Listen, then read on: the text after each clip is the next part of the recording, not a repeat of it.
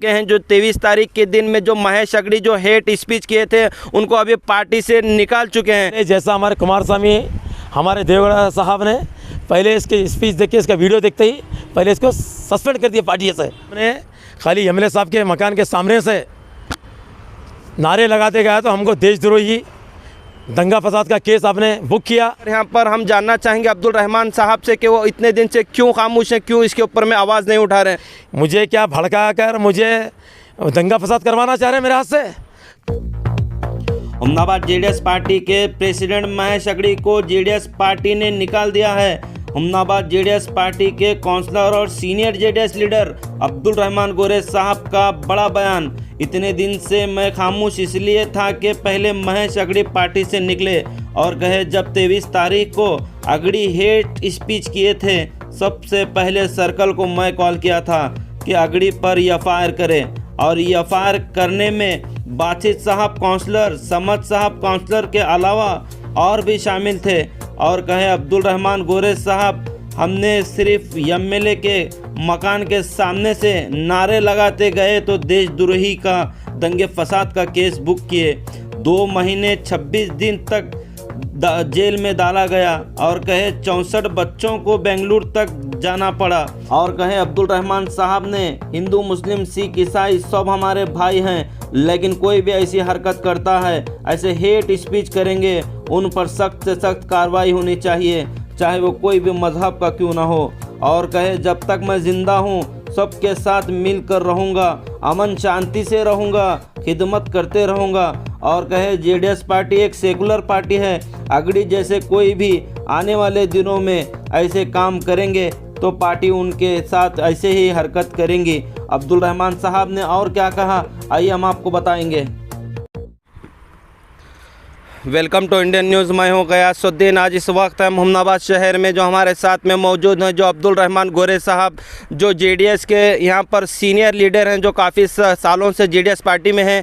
तो हम उनसे जानना चाहेंगे जो 23 तारीख को जो हर्षा के मर्डर के बाद में जो हुमनाबाद में प्रोटेस्ट किया गया था और उस प्रोटेस्ट में चंद पॉलिटिशियन ने ऐसे हेट स्पीच किए थे कि जिससे देश का और माहौल ख़राब हो सकता था। उसमें एक जेडीएस के प्रेसिडेंट भी थे जो महेश अगड़ी, जो उन्होंने काफ़ी ऐसे हेट स्पीच दिए थे जिससे और देश का माहौल ख़राब हो सकता था। तो उसी को लेकर यहाँ पर हम जानना चाहेंगे अब्दुल रहमान साहब से कि वो इतने दिन से क्यों खामोश हैं, क्यों इसके ऊपर में आवाज़ नहीं उठा रहे हैं। तो सर हमारे चैनल में आपका वेलकम है।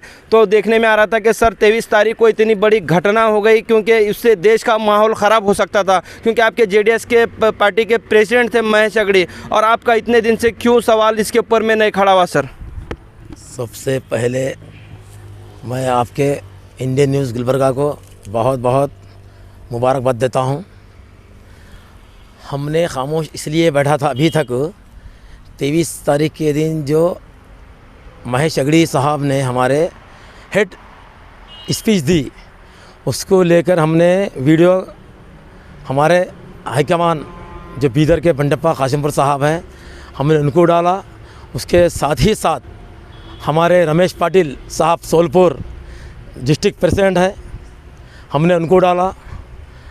उसके बाद उन्होंने क्या किया कि हमारे शिवपुत्र मार्ग के ज़िला सेक्रेटरी हैं, डिस्ट्रिक्ट सेक्रेटरी, उन्होंने शौकस नोटिस इशू किया अगड़ी महेश के ऊपर। उन्होंने अगड़ी महेश ने शौकस नोटिस का आंसर दिया, जवाब दिया।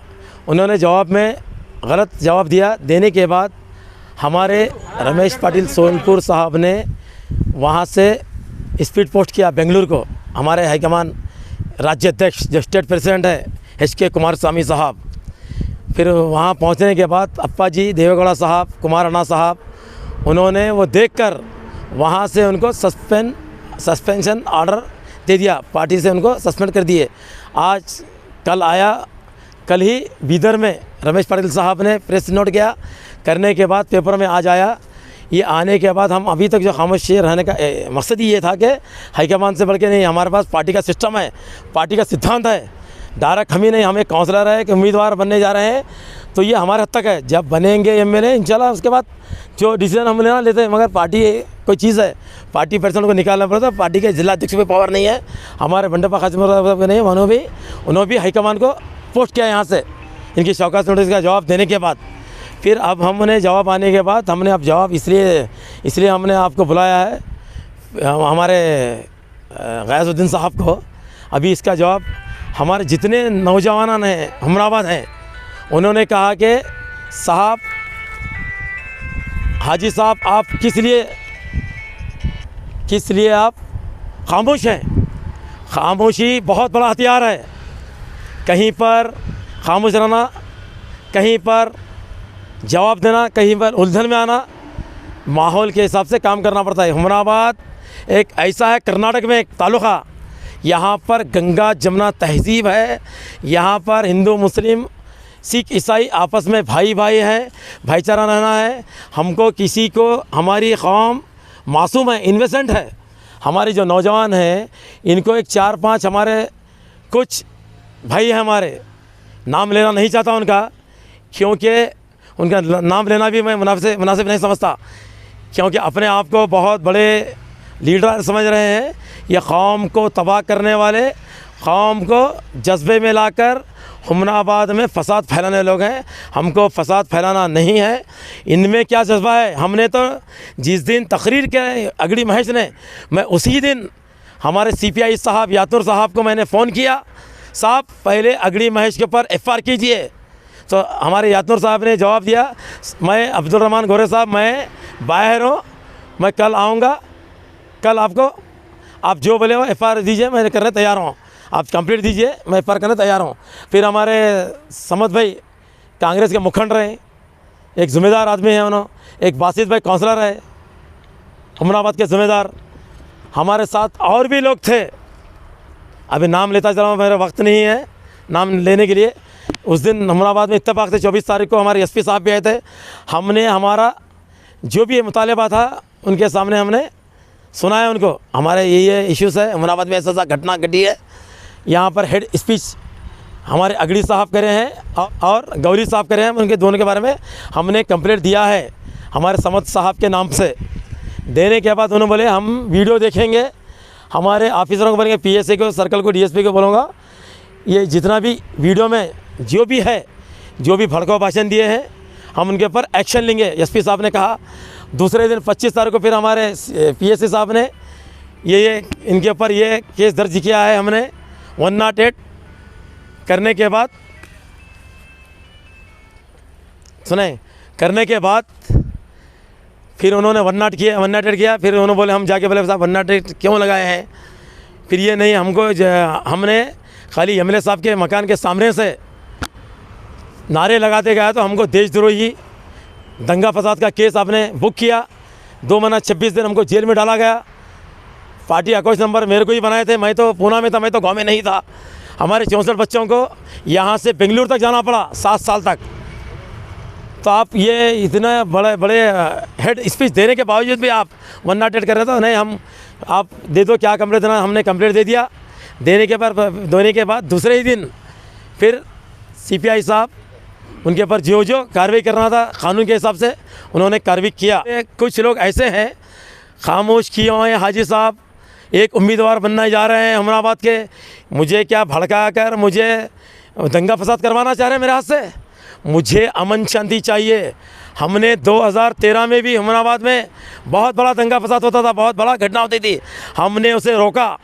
यही हमारी पुलिस गवाह है। हुमनाबाद के बंडे साहब थे, अमरनाथ CPI साहब थे, अमरनाथ रेड्डी साहब थे हमारे, उनको पूछिए आप, अभी भी ये जिंदा है। अभी हमारे अमरनाथ रेड्डी साहब हैं, आज उन्होंने SP बने हैं गुलबर्गे में।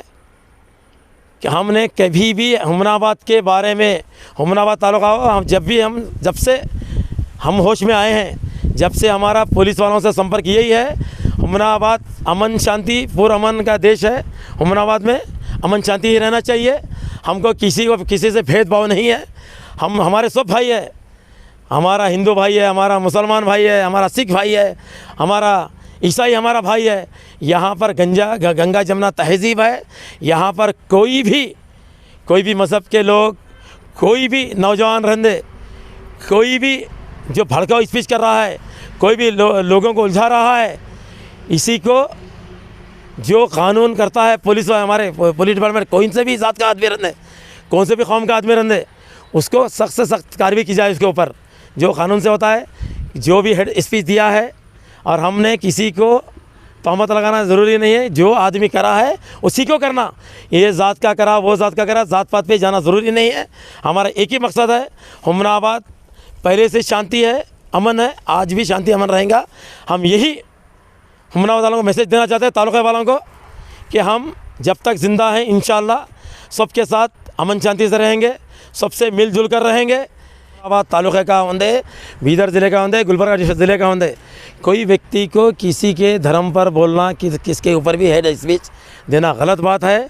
हमारे पास यही महेश हेगड़े साहब ने 28 साल से इन्होंने हमारे पार्टी में काम किया है। सेकुलरिज्म के हिसाब से हमारी पार्टी सेकुलर है, सेकुलरिज्म रहेगी। जैसा कि इन्होंने हेड स्पीच देने के बाद हमारी हाईकमान ने जो डिसीज़न लिया है, इसको सबसे पहले, जैसा हमारे कुमार स्वामी हमारे देवगढ़ साहब ने पहले इसके स्पीच देख के, इसका वीडियो देखते ही पहले इसको सस्पेंड कर दिया पार्टी से। ऐसे लोग को कोई हमारे पास जगह नहीं। ऐसा हमारे पार्टी में कोई भी आदमी अगर सेकुलर पार्टी में हमारा करेगा, शायद मैं हो और हमारे से ऐसे कोई भी आदमी, कोई काउंसलर हो, कोई एमएलए, कोई भी आदमी होगा हमारे कर्नाटक स्टेट में, हमारी पार्टी यही काम करेगी जैसा कि हमारे महेश हेगड़े को किया है। तो ये थे हमारे साथ में जो अब्दुल रहमान गोरे साहब, जो सीनियर जेडीएस लीडर हैं हुमनाबाद के। तो हम उनसे जानना चाहे कि ये 23 तारीख को घटना के बारे में ये क्या कहना चाहेंगे, क्यों खामोश थे। ये सारी चीज़ें बता चुके हैं और ये भी बता चुके हैं जो 23 तारीख के दिन में जो महेश हेगड़े जो हेट स्पीच किए थे उनको अभी पार्टी से निकाल चुके हैं। तो इसी तरह के न्यूज़ देखने के लिए बने रहिए Indian news Gulbarga PNN 24 news पे, क्योंकि हम आपको लगातार बता रहे हैं हुमनाबाद, बसवा कल्याण और गुलबर्गा की बड़ी बड़ी खबरें। Thank you. This video is sponsored by Mustafa Bannati Engineering Works, all types of welding works near Nakedar Petrol Pump, Gulbarga Road, Afzalpur. Knowledge Park High School KHB Colony near Umar Masjid, Baswa Kalyan. Mirchis Gazebo Family Dhaba in one time 200 people dinner facility available and special dishes Aryan, Indian, Chinese, Mughlai and etc. Tower Grass, Salam Tekdi, Gulbarga. Ayurvedic Glamour shampoo with conditioner, Indian hair oil and all Ayurvedic products available.